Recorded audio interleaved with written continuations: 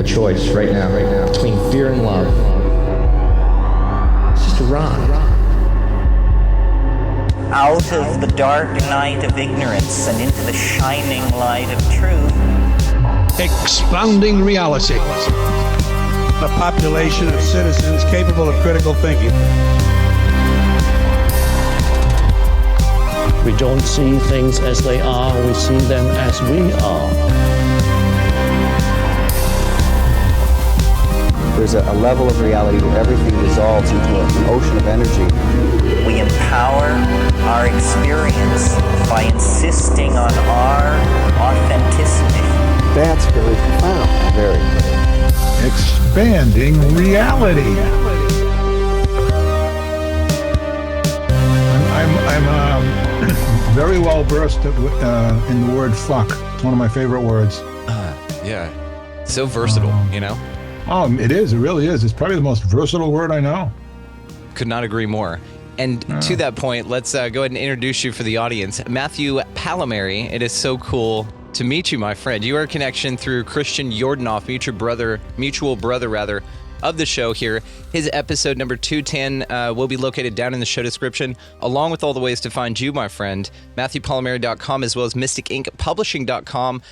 You've got 18 books in print. We're going to talk about some really cool shit here tonight. Your holographic cosmic man, the holographic heart of the golden mean. It sounds absolutely incredible. We're also going to touch on your thinning veil, if you don't mind. There's so many things that we're going to discuss here this evening, sir. But before we get to all of that, if you don't mind, in your own words, just introduce yourself for the audience's sake, bud. Yeah, my name is Matthew Pallamary, otherwise known as Mateo, if I'm south of the border.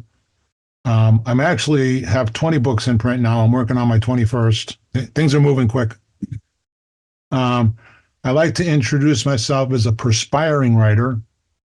I've been at it, and I've been teaching.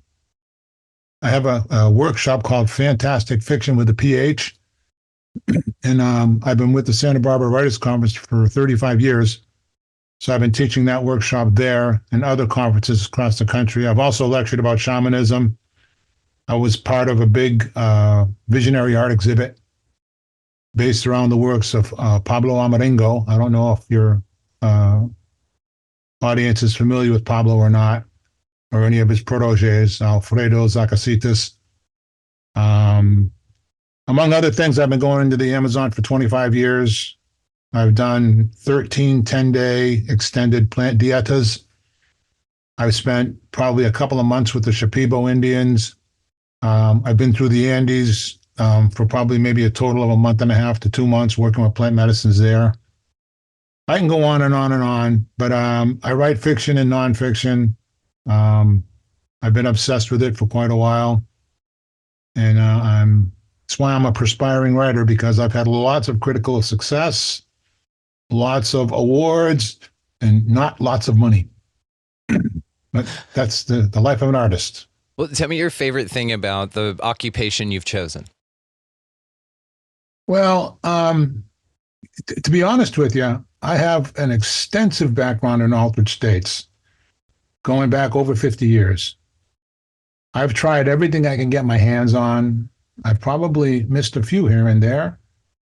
But to be honest, writing is my favorite altered state. When it's flowing, time disappears. Suddenly, 2-3 hours have gone by and I've got a really good first draft. And, you know, among writers, first drafts are usually real shit. And, you know, and I put them away for a while before I hit a second draft, but then I'll pick up a first draft that I thought was real shit, and I'll read it and I'll go, wow, this is pretty good. This is really good. And then I'll think, this is really good. Who wrote this? Because it wasn't me. So there's for lack of better words, there's a channeling aspect to this. I don't really like the expression channeling, but it's similar to what happens to me in ayahuasca ceremonies. And I've actually been leading ayahuasca ceremonies for, I don't know now, 17 years maybe. So I'm all about that. But writing is my favorite altered state, period. Are you a musician at all? Yes, I am. What do you play? In fact, I was looking at your guitar back there. I'm a percussionist. I'm a vocalist. And I play traps, I play hand drums, and are you familiar with hand pans? Yeah. Yeah, I play hand pan also. Very cool. We have a buddy Sean who plays it over in Scotland. It's wild. He's amazing. Oh, right on. Yeah. No, I play. I really blow people out when I play it in ceremonies. That's so cool. And even people who aren't altered, it has a very calming, magical effect. I call it the mothership. Or reaching out to the mothership. Yeah. I mean, in design as well, the thing looks like a damn UFO. It's badass. Yeah, it does. Yeah, and mine was custom made. Cost me $3,600. Maybe when everything was said and done, $4,000 with the stand and all. And it's very magic. Cool. Well, we got to invite you out to Frequency Theorists. I'm going to go ahead and link to one of the episodes below, guys, so y'all can check the show description on it. But it's just a group of musicians. We get together and talk about everything from music conspiracies, the hijacking of the 440 to 432 or vice versa, from that to birds aren't real. Like, we just talk a bunch of shit, dude. We've got one coming up that I'll talk to you about before we head off here to invite you to. So check the link down there, guys, if you want to check out this kind of other show that we're doing. And it's a lot of fun, Matthew. You got to come hang out with us. Curious of all your travels, your interests, the amount of time you've been doing it, especially the people that you mentioned that you were hanging out with down in South America. Have you ever heard of Peter Gorman? That name really rings a bell.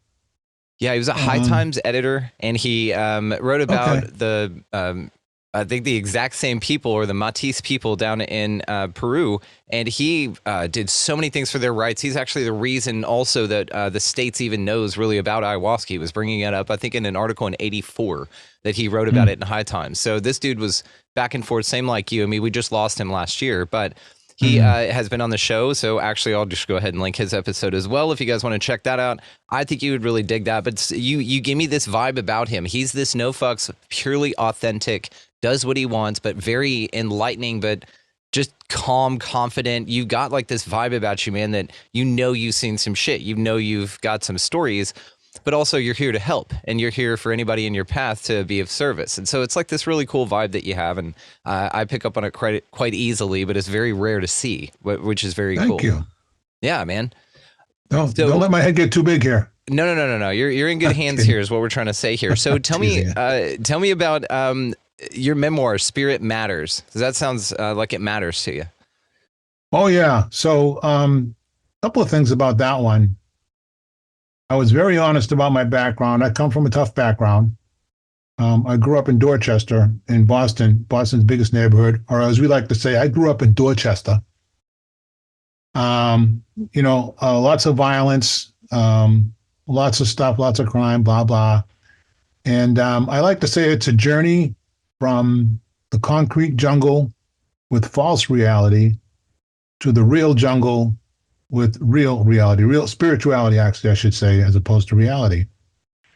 And it starts from my beginnings, my crazy beginnings, goes through my life. And I was very open about all of my experiences with altered states. I started off when I was little, as soon as I learned first, I getting dizzy.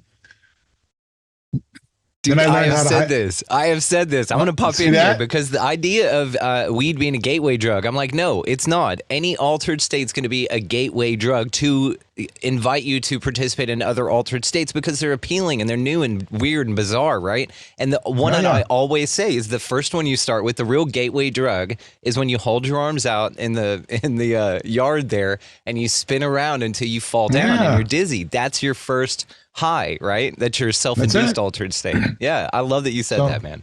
Oh, thank you. Great minds. So I went from getting dizzy to learning how to hyperventilate. Then I discovered sniffing glue, which was great basic training for psychedelics. And then, of course, weed came along, and I loved weed. I still do, probably to a fault. I could get into all that.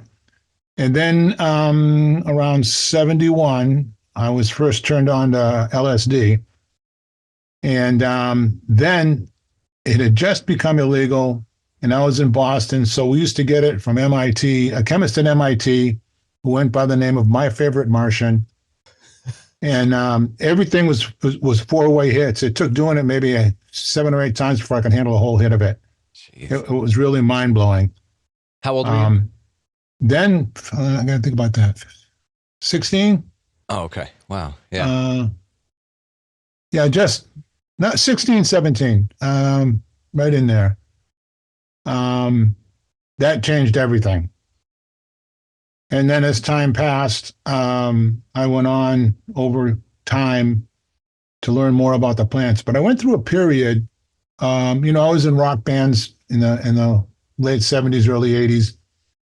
And I went from a period of this. I had a big, profound revelation when I was 21, when I was in the Midwest in the military, in the Air Force. And that's part of Spirit Matters. So Spirit Matters went on to my first ayahuasca dieta in the jungle. And I had a profound, life-changing experience. Now, I was concerned about the book because I was really honest about my drug experiences and my quote-unquote criminal background, but I knew the statute of limitations ran out on some of the things I did. And I decided at that point I was going to do my own publishing for a number of reasons. Now, I was very self-conscious about all those things, and I entered it into the San Diego Book Awards, and it ended up taking first place in the spiritual book category in the San Diego Book Awards. And then it was an award-winning finalist in the National Best Book Awards for memoirs, and Julie Andrews beat me, and that's fine with me because Julie Andrews deserves it. That's fair. Yeah. Yeah. But it's made a difference. And then I ended up working with a producer / engineer, and we did the audiobook. And it's one of my most popular titles. So I got to the end of that, which chronologically speaking ends in 2000. And then a few years ago, I published Picaflor, which is the sequel to it. And that's my next 20 years of going back and forth to the jungle, doing plant dietas and all the other insanity that went in between, as well as all the other substances that I indulged in over time. Now, just briefly, and I'll go off on any tangent you want, but when you do the plant dietas in the jungle, ayahuasca is considered the mother of all the other plants. And then you work with other plants in conjunction with it. So every day you get a pitcher full of a plant or plants, whatever they decide you might need. And you got to drink that pitcher every day. And then it's a very, very restricted diet. No salt, no soap, no shampoo, no scents of any kind. And you get either quinoa, rice, or oatmeal boiled, period. Baked or boiled plantanos, which are the non-ripe bananas that taste like cardboard. And maybe a piece of chicken or fish once a day. You get twice a day, and you go on like that. And so you have to drink this pitcher every day. And then roughly every other night, you do an ayahuasca ceremony. And then when you get to be an old dog like me, they bring it to you, and you do it a couple of times during the day by yourself. In fact, behind me in this Zoom thing, that's my combo where I've done 10 dietas in that particular one. And I've done the other ones too. But it's a profound experience, life-changing, changed my life. And so Spirit Matters ended with that first one that really changed my direction. It's amazing. It's amazing. So what got you started on this whole path to begin with? Did you have one monumental, just holy shit, or was it just sort of infused in you from a child, or like what's going on? It was Terrence McKenna, who was a friend of mine. I'm sure your audience knows who Mr. T was. So I went through a period in the late 70s. I decided I wanted to go baseline. So I was a vegetarian for 23 years. I'm not anymore. And I went 13 years of that totally baseline. I wouldn't even take an aspirin if I had a headache. No caffeine. No, I went pure baseline. And then I got around to, which I think was his best book, was Terrence's Food of the Gods. And I was reading that thing and I'm like, psychedelics and spirituality? Are you kidding me? There could be a connection? Are you kidding me? So I went undercover, so to speak. This was back in, it was probably the late 90s. In fact, I know it was the late 90s. So mid to late 90s. I went out and I spent $1,000 And I bought all the stuff. And after 2 failed tries, I finally grew my own mushrooms. And I got back into it. And then in 96, I went to the my first entheobotany seminar, which was up in San Francisco. And then I learned about the entheobotany seminars in Uxmal and Palenque. So I went in 98, 99, 2000, and 2001. Finally got to meet Terence. Terence always had that literary bent. And I gifted him with my first short story collection, which, by the way, something you mentioned, is called The Small Dark Room of the Soul, and Other Stories. And he really liked it. He invited me to go visit him. I never got to do that. But my good bro, Jacques, who goes by Palokalele, actually took care of his house, lived in his house for about 6 years after he passed away. But during that time, when we found out Terence was going, that was when my historical novel was coming out. It was called Land Without Evil. First contact between the Jesuits and the Indians in South America, but it's told from the Indians' point of view, and it's all about shamanism. And they were doing the All Chemical Arts Festival in Hawaii, which was Terence's last big event. And I couldn't go because my book was coming out, like, at the same time. So I did an all-nighter, and I drove up to LA and got a copy of the book, the very first book from the very first printing in hardcover. And I gave it to my buddy Jacques Paloka, and I had him personally hand it to Terence.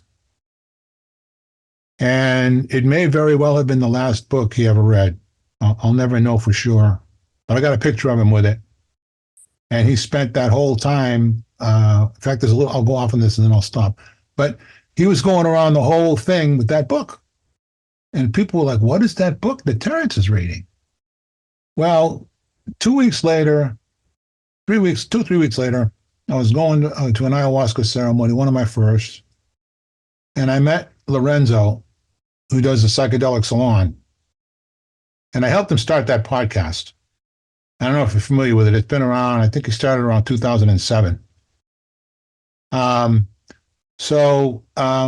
met him and we got to talking, and he's like, oh, you're a writer? Yeah, I'm a writer, blah, blah. And I says, well, I need to show you my book. So I go down to the trunk of my car and pop it open. And I pull out the book and he freaks out. Oh my God, that's the book that Terence was reading. Oh man, we were wondering who wrote that book and la, la, la, la, la. And so we had a really great connection. And as I mentioned, I helped him start the Psychedelic Salon. When I used to go to the entheobotany seminars, I religiously recorded every lecture I could on cassette tapes. I had Terence, Sasha Shogun, Christian Reich, Ralph Metzner, Paul Stamets. And so when Lorenzo said he was going to start the podcast, I'm like, here you go, buddy. And then I also, I was on that 8 or 9 times. I don't know if you're familiar with Jim Fadiman's work. The Psychedelic Explorer's Guide. Jim's a brilliant guy. He's turned out to be a close friend. So I interviewed him on the Psychedelic Salon for that book. There's a whole Jim Fadiman story I could tell you about, but I can go off on tangents all day. Stay with the point. But when I thought that there could be those things, I was doing mushrooms by myself first. And then when I went to that first entheobotany seminar, I met the tribe. And as Lorenzo always used to say, finding the others. So I made connections. I got deeper into it. The gentleman who passed away last year, who put together the entheobotany seminars, I found out that he was going to Peru to do ayahuasca. Now, I researched ayahuasca for 10 years before I could find it. And I really wanted to go, and he kept blowing me off and blowing me off and blowing me off, probably because I'm a little nuts. But he finally allowed me to go. And I actually went, like I said, I just did my 13th dieta. And my 12th one was in 2015, which was the last time he went, because he was getting really old. And he insisted that I go, and I was really deeply honored that he asked me. He wanted me there for sure to be part of it. So, as part of all that and working with all the different plants and everything else, I started singing with the shamans. And I started really, and then doing all the different plants and this and that. And then as time passed and my mentor got older and he couldn't do it anymore, his heart was failing and all that, he passed on the whole ceremony stuff to me and some others. So I've been carrying the torch for that.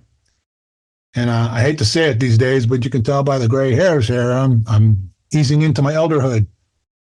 Dude, I've got them right here too. I'm coming out with you. My wife loves every single one of them, man. She was like, oh yeah, you got another one. I'm like, I know, I'm turning into a wizard. It's pretty cool, man. Embrace it. You look great. Oh no, I am. I'm embracing it. I'm all about it. I love it. What else are you gonna do, right? That's it. Dude, this is fascinating. I mean, it's just so many questions here, so many things to talk about. Of course, you're a frequent coast to coast guest, which is wonderful. That holds a near and dear place in my heart for damn sure. I love George. Oh God, right? Did you ever get to talk to Art? No, you know, I first knew about Art because he had Terrence on there. And I had queried them years ago and got shot down, and I wasn't even going to do it. I was like, why bother? And my buddy Jacques, I was just telling you about it, he goes, no, why don't you check it out? Go ahead. I'm like, oh, man. He goes, no, just do it. I did. And next thing you know, the producer calls me, and she talks to me on the phone for about 20 minutes. She was screening me. And she said, you're good. We want you on. So I said, great. So I got on the first time. Saw a nice spike in book sales. Then I went back, and over time, I've developed a really great friendship with George. We love each other. We both have a great connection to Ray Bradbury. So he loves me on there. I only go on a couple times a year because they don't want to oversaturate, and I don't like to do that either. You know, to oversaturate it. But when as soon as hey, George and crew, I got a new book. Okay, let's see. You know, and now I'm a returning guest, and that's given me a really great boost in my writer's career. And I always like to say, I hope to be an overnight success after 45 years. You're doing it right. Nobody wants to be an overnight success. You're doing it right. It's all the successes along the way that equal that. You're a success every day, which is great, right? That's even better. Thank you. Well, what about these? So I'm very curious here because my friend, I've been a psychonaut for the better part of my life as well. It started when I was 18 years old with my first introduction to acid LSD in the liquid form. She gave me a drop right on the tongue there, and then gave me one on a sweet tart, which I'm Texan, so we go for it. I immediately threw in my mouth and ate it the second, and so immediately on 2 hits, and had never done any altered state to that degree. I'd just been introduced to marijuana for the first time at age 18. It's pretty sheltered growing up, and then drinking a little bit, you know, doing the normal kid shit. And so that acid, though, like you said, the look in your eyes when you said it, same exact expression, that changed everything. It changed everything, man. And my story's a little different than yours, and we'll talk about mine off camera because I've shared it here already. But it is fascinating, though, that now I'm to the point. The last 2 times I did mushrooms, I hated it. I absolutely hated it.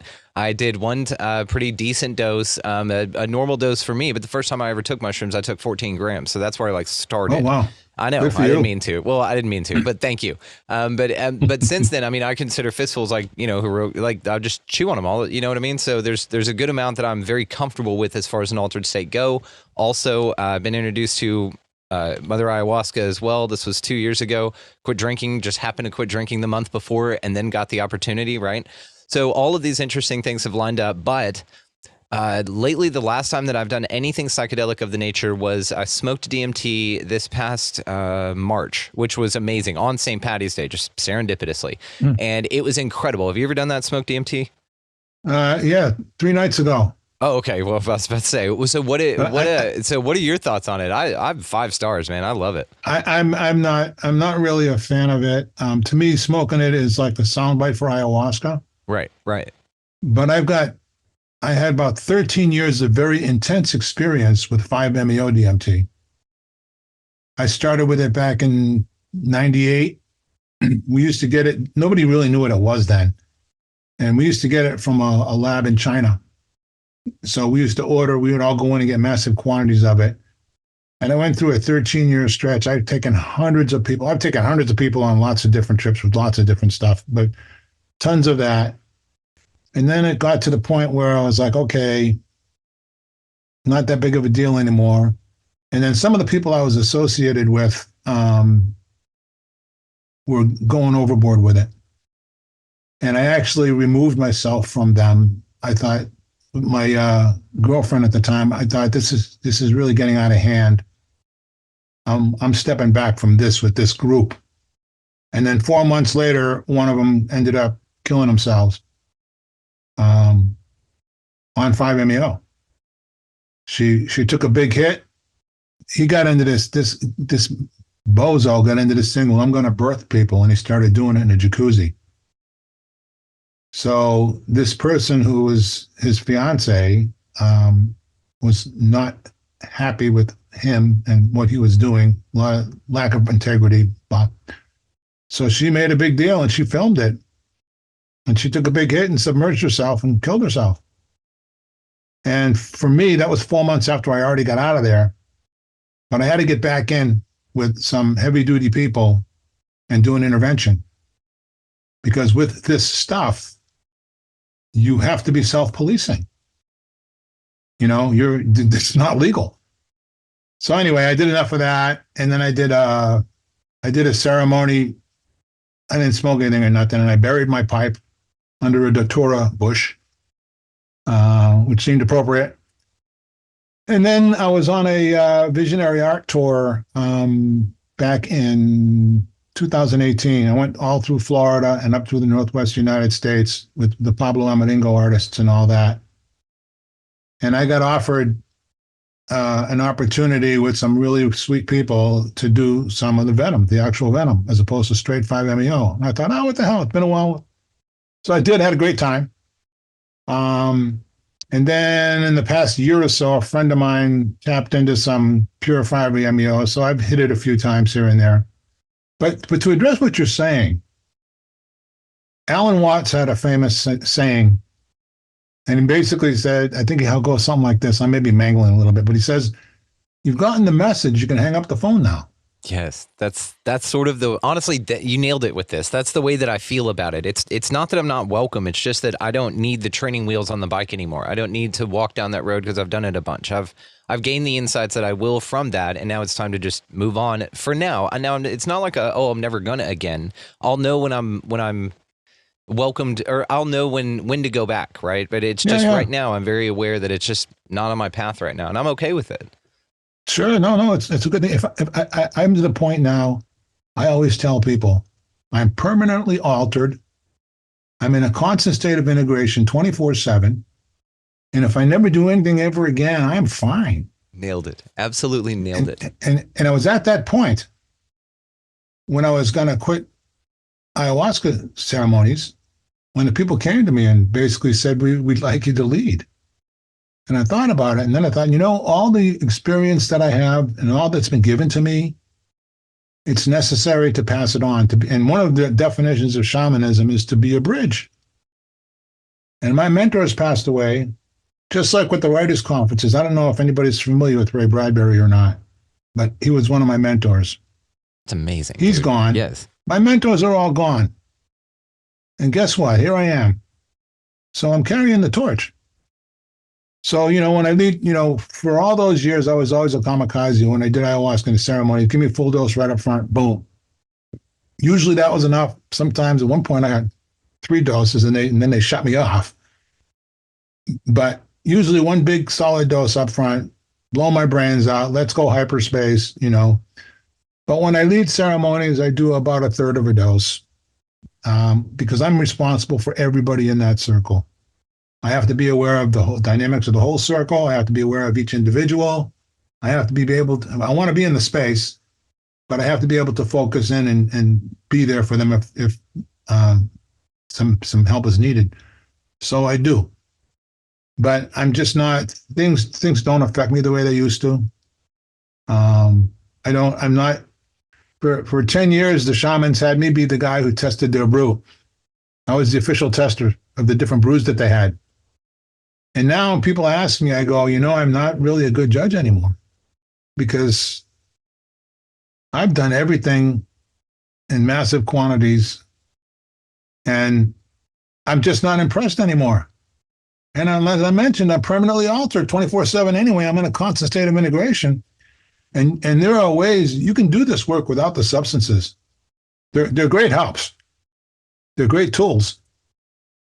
I love your constant state of integration because I still think about the thoughts that I had and how different they were when I took acid the very first time, and how different my mind was from the day that I woke up that morning to the night when I went to sleep that night after having that experience. Like, it's so different. And you can think about just the idea of those that can experience that but don't. Like, that you can just contemplate from that point, and you can just stay back there and integrate that the whole rest of your life. But since then, like you, it's been colored with all sorts of tapestry of a myriad of amazing things that then you encounter an entourage effect with just what the experiences of to integrate, as you said, as you're going forward here. I think it's a brilliant way to put it, man.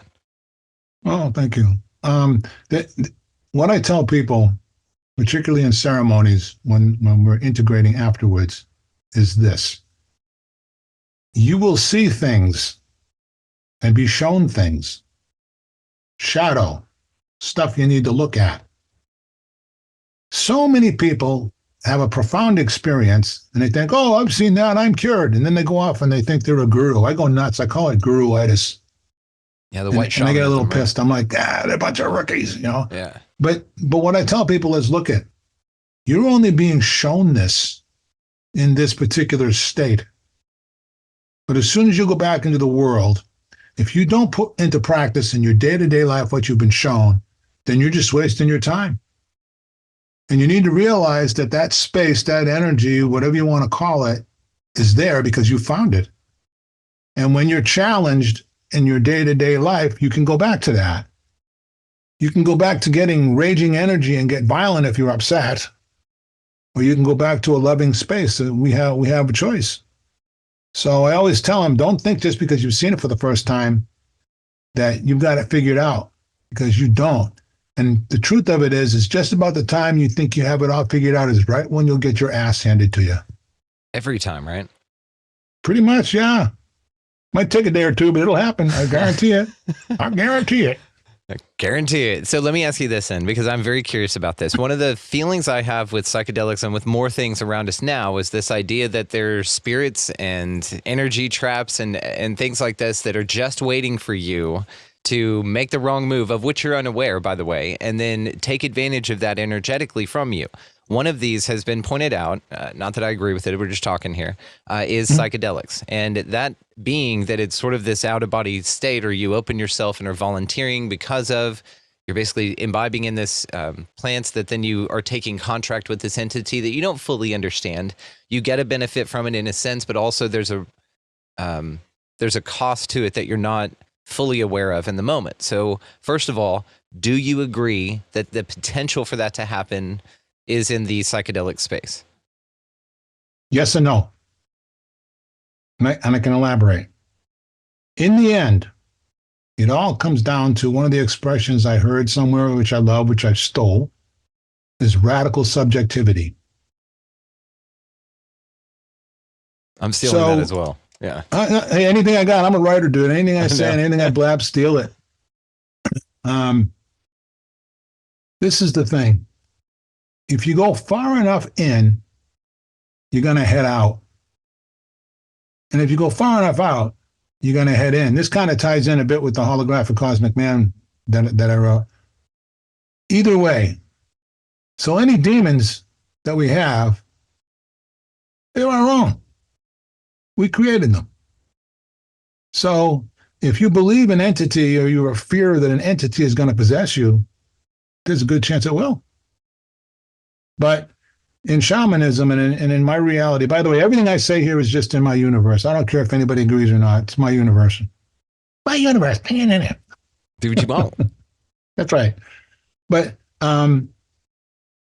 anything you do originates with you, and often it can have a cultural context. But in shamanism, absolutely everything is energy. Period. Whether it's a thought, a feeling, emotion, the desk in front of you, the things it's all energy. It's just different vibratory frequencies. And one of the things that ayahuasca does is opens you up to all of them. But if you go in and you keep integrity and you follow your heart, then you'll find the way. And in my humble opinion, there's no such thing as a bad trip. It's all about what you need to see, what you need to learn, what you need to experience. So you have to be willing. Here's the thing. My old coach used to call them granola eaters. I just want to see the light, and I just want to be the light, and I just want to bring the light to everybody. You have to experience the light and the dark, because the darker the dark, the brighter the light, the brighter the light, the darker the dark. And guess what? You're looking for the middle. And what happens in the middle? What happens in the eye of a storm? Nothing. Peace. So even in ayahuasca journeys, you need to be able to navigate the dark and the light equally. I've had a couple of experiences in the jungle. One time I was deep in altered state and ceremony, and this freaking alien demon thing comes right in front of me and goes, it's a slave ring with its teeth. And I went, and I looked at it and I went, fuck you. And all of a sudden it went poof, like a smoke, turned into this beautiful woman. She giggled and she disappeared. Yeah. Yeah. And then another time I was involved with some dark things in my life, and I was in the jungle, and these like big bat creature things, and in my visions, were attacking me. And they're coming at me and coming at me and coming at me. And I'm thinking to myself, what the hell's going on here? What is this all about? And, all the questions you'd ask yourself, right? And they're coming at me. And then finally I thought, wow, thank you guys for thinking that I'm important, that I'm worthy of so much of your attention. And they were gone. So, one of the things I've taught and one of the things I've learned and one of the things that I live is that we're creators. Whether anybody believes in whatever, we all have the divine spark within each one of us. And in my experience, I've discovered that we're all mirrors of each other. I mean, just in this conversation you and I have had so far, there's a lot of reflections between us. There's a lot of synchronicity. We're kindred spirits in many ways. 100%, brother. Yeah. So those aspects of me that have those energies that are in you, we recognize each other. And we share that energy. So in the jungle, when you take ayahuasca or all the other plants, and the shamans say it's the spirits of the plants. Well, you can take the word spirit and you can take the word of energy, and they're really fully interchangeable. If I suddenly get upset and I freak out and I start beating people up, you could say that I was possessed by the spirit of anger. If a beautiful woman comes through my door and I happen to get lucky, which hasn't happened for a while, but if I happen to get lucky, I could be possessed by the spirit of love. So those energies you cultivate. And then you learn, if I'm feeling a particular way, when you get very angry or upset for whatever reason, and you feel self-righteous and you feel you're right, there's a quality to that energy. And when you're paying more attention and you're working on expanding reality, and got your plug there, and expanding your awareness, right? Then you begin to notice and feel the nature of those energies. And something that feels so right in a moment of anger, which you feel so right, I've learned to shut up. And then usually 2 days later or 3 days later, I'll go, oh my God, I was so wrong. I'm so happy I kept my mouth shut. I was so wrong, but it felt so right at the time. So you learn over time to understand which energies are which, and you cultivate those.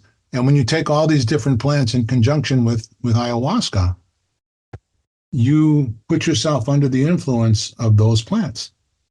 Plants. Sometimes they make, there are combinations.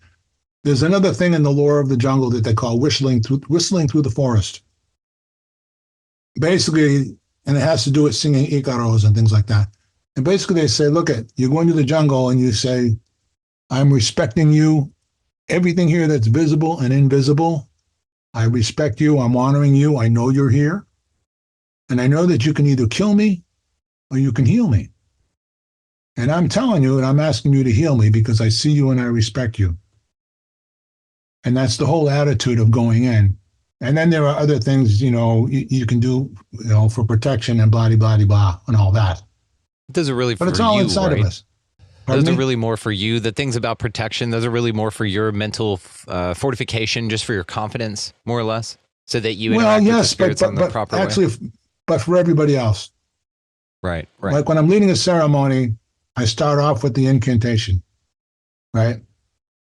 And calling in the 4 directions and all that, and creating an energetic container so people can be vulnerable within that, lose their mind, puke their guts out, shit their pants with no judgment, scream, cry, whatever they need to do in a place where they can be safe and vulnerable in order to work through their process. Now, the fact that I do that in the beginning, and I do it with confidence, and I've experienced it, that instills it in them. Hey, I'm safe with this person. I'm safe in this ceremony. And I thoroughly screen people before I ever even let them in.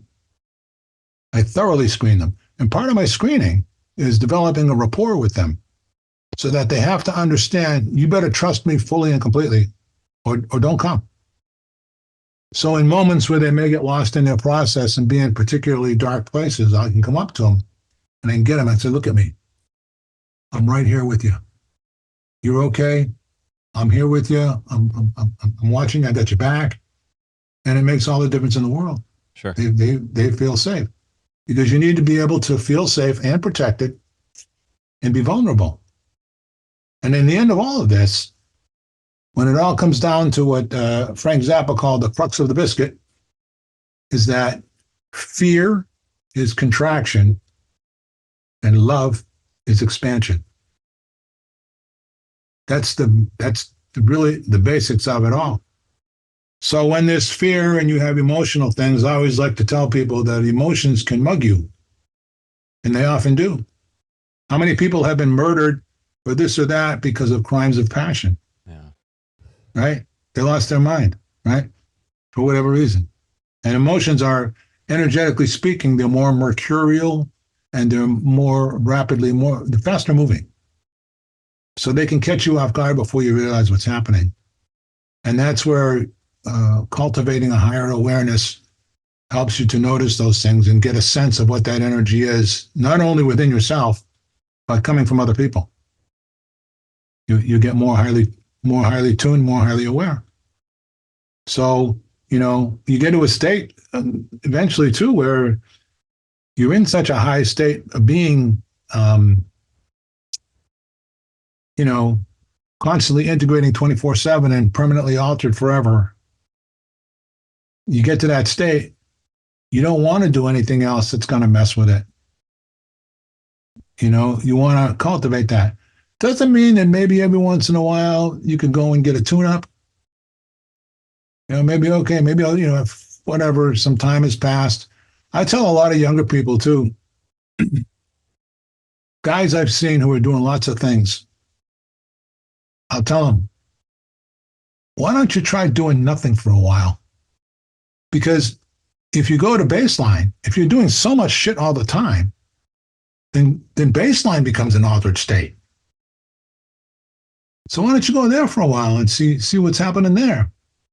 And then experience that, like I said, for me, I did it 13 years.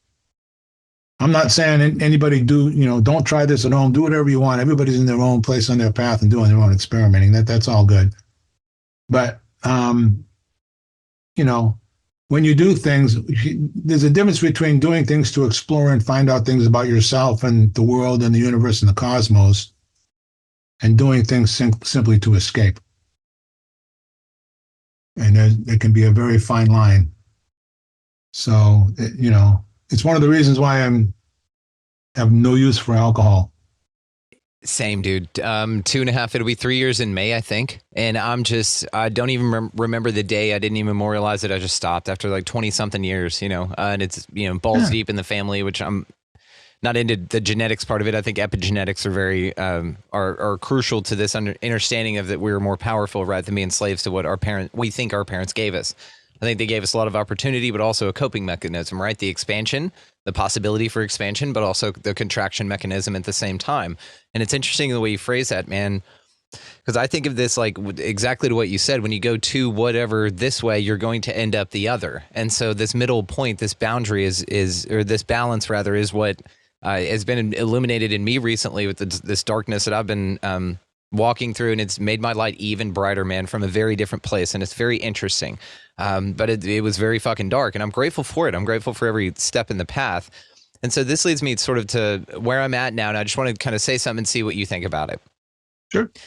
Lately, I'm coming out of the new age woo woo, the stuff that makes us all sick, as far as that goes, or I felt was really crucial and valuable, and it absolutely was. I don't regret any of it because I don't have regrets in my life. But I'm on the other side of that now, which made me thrust me into this dark part of contraction, right? And in this darkness, as I kept moving through it, I found a new expansion, a new light through, but it was the other side of the dark. It's not like a ping from one to the other. You bet. It's like a cave where all the lights are just fucking out, and you're just in this damn thing until you find light. And it felt like it was going to take forever. So with this, though, I have a new perspective offered in the form of a lens. And that's just what I have to offer this place. I don't plant my flag. I don't have beliefs. I have ideas, because ideas are easier to change. I don't have a firm footing on which to plant this place, because I honestly have been shown nothing but paradox here, to be honest, Bubba. And there's just so many things in contradiction to one another. You can see a myriad of examples of this. But to my point, one of the things I've really been experienced is the opposite of this, that things are here to be of benefit for you. I have now shifted it from that everything's just kind of out to get you. What Carlos Castaneda would call the allies, as you says, also can be used to kill or heal you, right? And it's all in how you approach them, and it's all how this interaction plays out, but it all has to do with you, which there's no manual for, which again, it seems like the modus operandi of this place is this trial and error. But it allows you to find your balance, I think, which is where I'm at with this. Now, I'm a big fan of your perspective, as that it can kill or hurt you, as that there are things to help if you come at the right energy, but you've got to be strong and confident in your resolve, right, in your constitution. And so this is the part I feel that I'm balancing the pendulum out in, to where it's not all dark, to where if you want to do psychedelics, you're not going to get fucking body snatched and something's going to hop in there. I think it's very interesting, though, whenever comparing the two ideas, because that's what they are. They're pretty competing ideas in a sense that the spirits are there for you to imbibe and then work with the perspective I'm sort of sitting with now in this hesitant place, which I'm not a fan of, right? Just the whole idea of it being so hesitant in nature is not my vibe anyhow. But it's been a good, interesting lesson. But it also seems that from that perspective, you're not supposed to fuck with these things at all. Like, any of them don't have authentic value to offer you. It's all to be... it's all deceiving. It's all things that are going to contractually nab you into being an energetic loosh farm for this thing. So again, and even that perspective, I'm not it sucks, to be honest with you. But it was more of a lens in which I dropped into the viewing of this. But with this perspective also of a balancing out to where they can do either. Yeah, they're here to fuck you up, or they can really be of service to you and be an ally if you come at it with the right energy. This is sort of something that's more appealing to me, man. This... never anything all or nothing anyhow, but this integration of the two ideas seems to be more of where I'm finding a nice comfortable spot in for the time being, which I know will fucking change, because this place is riddled with what I feel that, honestly, I do have one belief. My belief is this place is riddled with temporary truths. That's it. It's things that you feel so certainly about, but if you can get to the point to where anything you absolutely feel so certainly about, will possibly change and probably change, I think that changes this place for everyone. For you just to know, hey, the way that I feel now, I'm probably not going to. And Neil Donald Walsh's book, Conversations with God, he says you never know how you're going to feel on any given tomorrow. And it's the same idea. There's just temporary truths is all we're fucking with here, as they say.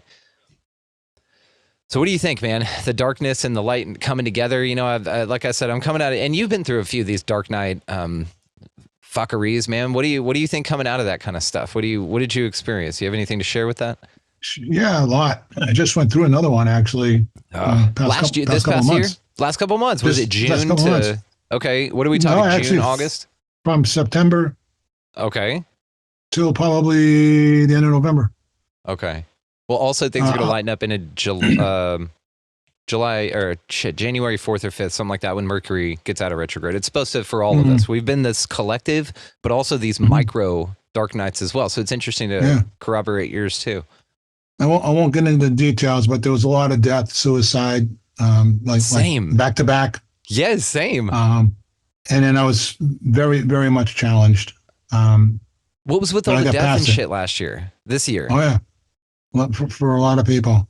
So there are cliches, and they become cliches for a reason. And if it doesn't kill you, it makes you stronger is one of them. And one of the things I stress with people when I counsel them and when I'm screening them for a ceremony is I look them right in the eye and I'll tell them, I'll go absolutely anywhere. I'm trying to look at the camera. I'll go absolutely anywhere in the dark with you. And I will, because I've explored it and it's there for a reason. And darkness is tied in with fear because it contains the unknown. But to me, the darkness is what holds the secrets to breaking through, as you said. And sometimes not doing anything and not knowing what to do and not knowing how to act is exactly what you should do. Is nothing. And just wait. Because something will come along. If you think about the greatest myths in our culture, in our world, I always like to use the one of St. George and the Dragon. St. George and the Dragon, he has to fight the dragon to save the babe. And the dragon has the babe and he's guarding the cave with all the gold in it, right? That's really the metaphor for shadow work. And what I discovered through all my work writing fiction and teaching it and all that is that the shaman's journey to the underworld, which is worldwide in different ways. And the shaman's journey to the underworld in different cultures, sometimes they go down and they get decapitated, sometimes they get dismembered, sometimes their bones are taken out and replaced with quartz. They're destroyed. And then they come back. Not the same. That is the essence of the hero's journey. That is the essence of Joseph Campbell's hero's journey, which is the essence of story of what it really is. And if you look at the greatest stories that we know now in the media and film and all that, Star Wars follows the hero's journey exactly. So doesn't Harry Potter. So doesn't Lord of the Rings. So doesn't The Hobbit. Every story follows that. Because when the heroes start out, they're not heroes. They're little furry hobbits, you know, or abused Harry Potter being stuck in the closet under the uncle's stairs, right? They're not that until they go through those things and they get challenged and they overcome the darkest, deepest fears, and then they emerge as a hero. And the hero has to take what they learned from the other world, so to speak, and bring it back to the regular people, which also, it follows Plato's myth of the cave. I don't know if anybody's familiar with that or not. We experience it if we do different substances and actually learn things from it. So, and then all of this goes back. Are you familiar? I'll hit it briefly, but are you familiar with Stan Groff's work with the perinatal matrices? No, but I'm writing it down. Okay. Stan Groff is brilliant. He's getting up there now. He started off back in, I think, the 40s, experimenting with psychoanalysis and psychology and LSD. And then over time, when LSD became legal, he expanded it and created what's called holotropic breathwork. So in a nutshell, it's based on the perinatal matrices, and there are 4 of them. The first perinatal matrix, you are in the womb. Your reality is expanded. All your needs are met. Under normal circumstances, your mother loves you. Everything you need is right there, and all you're doing is expanding and expanding more every day. Then the second perinatal matrix hits, and suddenly your world contracts. And suddenly your blissful environment becomes polluted with hormones and all these other things. And suddenly what has been blissful and expansive for all your known experience in this reality shifts, and it starts to collapse and get ruined. Well, then the third perinatal matrix comes along, and you get jammed into the freaking birth canal, which is even worse, right? You go from expansion to contraction, full-on contraction. You can't even hardly fit in there. Terrifying. And then, of course, the fourth perinatal matrix, you get blasted out into the world. Usually the first thing that happens is you get smacked in the ass, right? And then here you are, right? But you've gone from expansiveness into the deepest, darkest contraction of dark, and then bang, out into the light. And then you grow again. Now, everything you experience in the world as you go forth adds to those initial layers that we're not really conscious of, because you can't even articulate things when you're at that stage of a growing awareness. You can't even put it in words or anything. So everything that goes on from there usually ties into one of those perinatal matrices, and our deepest, darkest fears go into the contraction. And what happens when you're contracted? If I'm threatened by somebody, what do? You armor up, right? You get tight, right? Any insect or animal or anything that gets threatened, what does it do? It goes down, right? The bombs go off. What do? You get down, right? It's all down. When you start to expand, one of the funny things of expansion is that you have to allow yourself to be vulnerable when you expand. That's been a massive challenge for me for years and years and years. I'm better at it now because I'm understanding it more, but boy, in the beginning, it was not easy at all. I was a street fighter and all that stuff. I was ready. You want to go, let's go. Let's step outside, blah, blah, blah, blah, blah, all that, right? So that allowing myself to be vulnerable and maybe even taking some shots here and there, not so much physically, probably more emotionally, was a very difficult, challenging part of my growth. But if you continue on the path and you continue to expand and you break through and you understand the dynamics of the light and the dark and the fear and all that, then, and I love paradox is one of my favorite words. You mentioned paradox, one of my favorite words of all time. Because when you overcome a paradox and you overcome polarities, in my humble opinion, that's the definition of transcendence. And you also get a great analogy to a pendulum. Pendulum swings up in one direction until it reaches a point, and then it's momentarily weightless, has no energy. And then it shifts back down to the middle, and then the same thing goes up on the other side. But when it's dead center at the bottom, that is where the maximum amount of energy is. Peak energy is in the middle. So to me, the path is really striving toward the middle and to stay in the middle. And the path to that, in my experience, in my humble opinion, in my reality, whatever you want to call it, is the path of the heart. Castaneda even said, a warrior follows a path with heart. And in my experience, the heart has far more wisdom than the mind. But of course, the mind's got the monkey mind, and it's always like, right? It never shuts up, right? And that's what produces the mud shadows, as Castaneda would say, right? That present in the form of these anything, insert shitty obstacle or parent or any kind of challenging growth opportunity, right? There, but it's all based on the chatter of your mind, which is fascinating. Mm-hmm. Mm-hmm. Yeah, one of my old shamanic teachers said that we choose the lessons we want to learn before we come into the world. And then we're programmed to have those experiences to learn those particular lessons that we want to learn.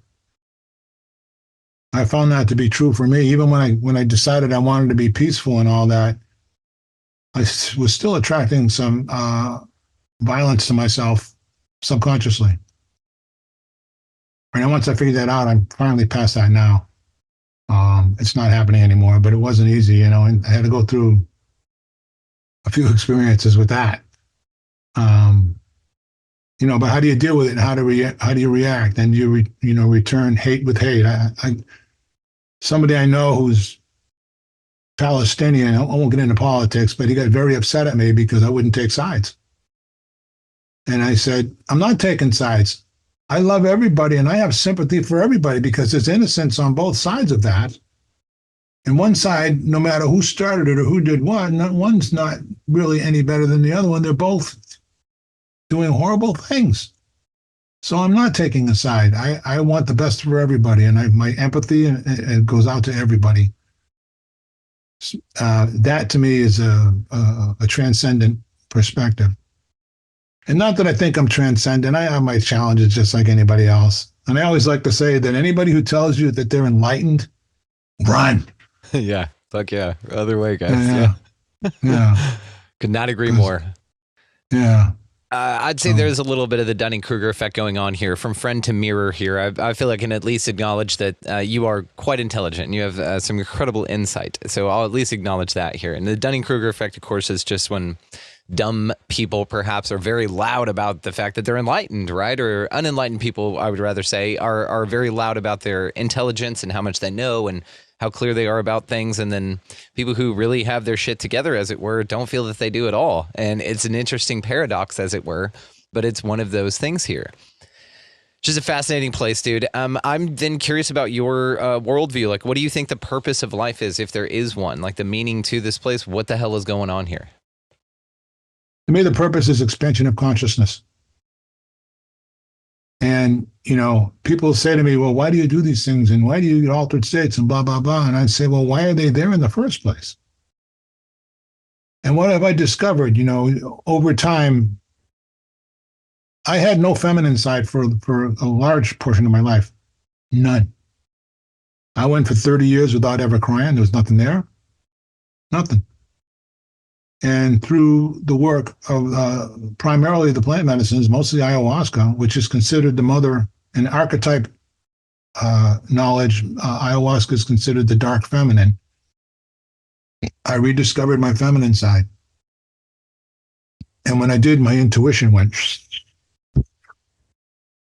And, rediscovering my feminine side has nothing to do with sexual orientation or none of that crap. It has to do with becoming a balanced individual, which the world is in dire need of, which is why we're so screwed up in the first place, right? But my intuition went up. And then I started having a lot more synchronicities, a lot more magical things happening, and started interacting more with, for lack of better words, elemental spirits. And started to become more unified. One of the things I love to say when you're doing ayahuasca, Dieta, is you're getting a tour of the jungle from the inside out. And you literally become the jungle. And you become that whole wonderful symphony of sights and sounds and, even dog eat dog and bug eat bug. And you really become a part of that, and you understand it and you comprehend it and you realize that no matter what happens, the universe is always seeking balance.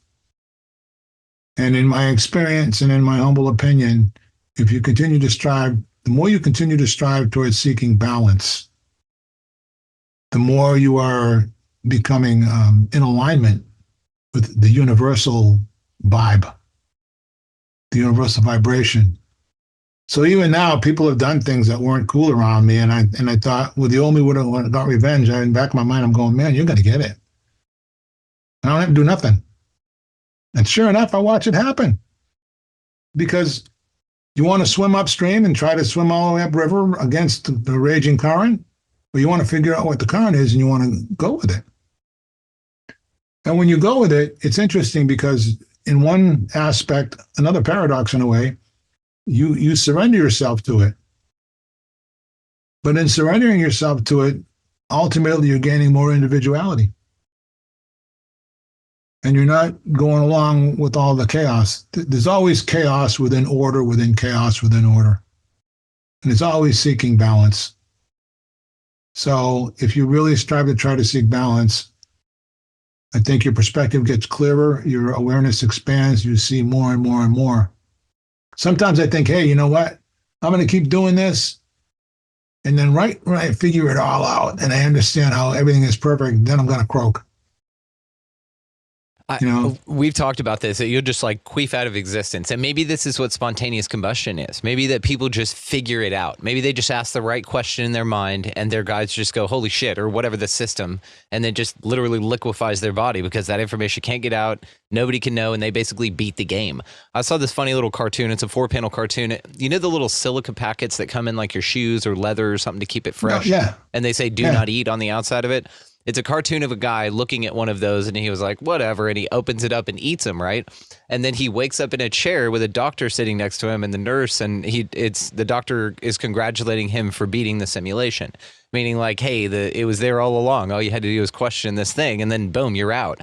So do you think that's possible? Do you think that this is a game of enlightenment to where at some point during it, if you ask the right question or have the right set of experiences and are facing east and you have the right key in your pocket, that you'll just queef out of existence because you understand or understand this place or whatever? Yes, but I think it's far, far, far more complex than that. There are tons of elements. When you start to see yourself and everything else, here's the thing. I can't change what's going on in the world around me. I can't change Ukraine or the Middle. I can't change any of that. But I can change how I put that together in my mind and how I react to it and what kind of energy do I want to manifest to bring into the world. Do I want to get, go nuts and go with the right? Or do I want to be nuts and go with the left? Or I always like to say, if you go far enough right, you're going to end up left. And if you go far enough left, you're going to end up right. Yeah. I don't want to go along with any of that. So because I possess, we all do, radical subjectivity, how I interpret it and what I do with it dictates going forward. And there's a shamanic concept that I've embraced that has worked for me. And everything that I see coming my way, I see as a challenge. And in shamanism, to be able to take something that appears to be absolutely, totally, a gazillion % against you and turn it to your advantage, that's the key. That's what happens. This is alchemy. And yeah, alchemy, sure. But to be able to go against, quote unquote, common wisdom. I remember when I was a kid, I wanted to do something. My grandmother was there. And we're talking, and I go, well, all my friends are doing it. She looks at me and she says, well, if all your friends are going to go jump off a roof and kill themselves, are you going to do that too? And I went, wow, I never thought of it that way. And then I'd be with the gang and somebody would say, oh, hey, I'm going to go do this. And everybody's like, yeah. And I go, nah, go ahead, I'm not. And they all look at me. I go, no, I'm not going to do that. I'm going to do this. Half the time they'd either follow me or half of them would follow me. And over time, I became a leader. And I've been a leader all my life in different ways because I go my own way. And when I see everybody going in one direction, I usually run the other way, just like the whole guru thing I was talking about, right? If a movie gets too popular, I won't watch it. If something gets really popular, I want nothing to do with it. I'm going the other way because most likely if all the sheep are going there, go ahead and have your sheep party. And there's a awesome quote. It's not mine. I can't remember whose it is, but it's to be well adjusted to a sick society is no measure of good health. And I love that quote. That's awesome. That sounds like something Einstein or Alan Watts or somebody would say. Yeah, I forget who. I want to say it was a woman, honestly, but I can't remember. I'll Google that. But so I tell you what, man, this has been a fantastic conversation. I still have a million more things to ask you, which is what we're going to set up here whenever you get off here. We're going to do a Patreon chat. So you guys definitely check the link below so that you guys can come hang out for these hangouts that we're doing. You get to hang out with Mateo here and myself and the rest of the group and ask him anything you want. Ask him about, what he uses on his bug bites, what he uses for topical balm down there in the woods. Not now, but, perhaps discuss it on the next one. Guys, but all the ways to find you, of course, brother, are going to be linked down in the show description, your website, both of them, your publishing, as well as your main home there. Dude, I just have to ask, this is a wild-ass place, and before we bid you farewell, and I'll give you the last word here, just let us know what keeps you up in the morning, what gets you up with hope, what keeps your feet moving forward. Why do you keep moving forward, even though there is a bunch of weird shit here, and that this journey can be challenging, man? Well, as always like to say, and it's not original, but I'm quoted, it only takes one flame to light a whole room full of darkness. And if it takes one flame to light a whole room full of darkness, then think about more. And I tell people after they do an integration with me after ceremonies, you're all a light, and you've all brightened your light. Now you can all go out into the world like sparks from a fire, and sparks from a fire can burn down a whole forest. So enough people are lost in the dark. We're in desperate times. Things are worse than ever in many respects. So you want to just go along and throw up your hands and get drunk and go watch, not that there's anything wrong with watching football, but, go watch football or this or that and get drunk and, wake up, feel like shit in the morning and do it again. Or you want to go out and make a difference and maybe discover some of life's mysteries. And in the end, for me, it's all about embracing, I always like to say, the great mystery. Embracing the great mystery and expanding and finding out we are far more than mere humans. We're far more than what we think. Reality is far, far more complex than we can even begin to imagine in many respects. So it's there for the taking. Follow your heart. Love, love, love. 'Cause love is all you need. I'll leave it at that.